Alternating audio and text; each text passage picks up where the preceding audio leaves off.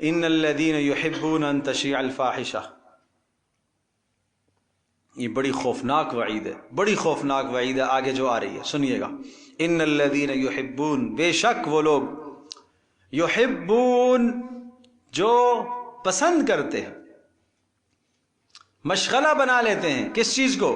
ان تشیع الفاحشہ، کہ بے حیائی کو فروغ دیا جائے، بے حیائی کو فروغ دینے کو اپنا مشغلہ بنا لیتے ہیں۔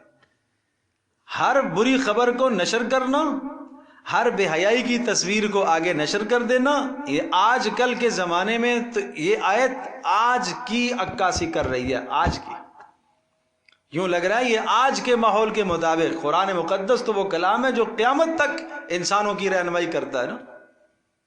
ان الذین یحبون، وہ لوگ جو پسند کرتے ہیں، محبوب بناتے ہیں، ان تشیع الفاحشہ، بدکاری اور بے حیائی کی باتیں وہ نشر ہوں، فی الذین آمنوا، ایمان والوں میں، یعنی مسلمانوں کے معاشرے میں بے حیائی کی باتوں کو جو فروغ دینا چاہتے ہیں۔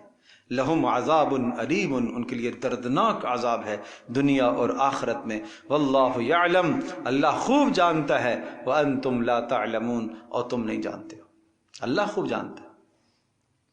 لہٰذا ایسی خبروں کو نشر کرنا، ایسی خبروں کو جو ہے وہ بے حیائی کی تصویروں کو آگے نقل کرنا، فحش تصویروں کو آگے نقل کرنا، فحش ویڈیوز کو آگے نقل کرنا، فحش پوسٹوں کو آگے نقل کرنا، اشتہارات میں چھاپنا، یہ سب اس کے اندر شامل ہے، یہ سب اس میں شامل ہے، یہ سب بے حیائی کی باتیں ہیں۔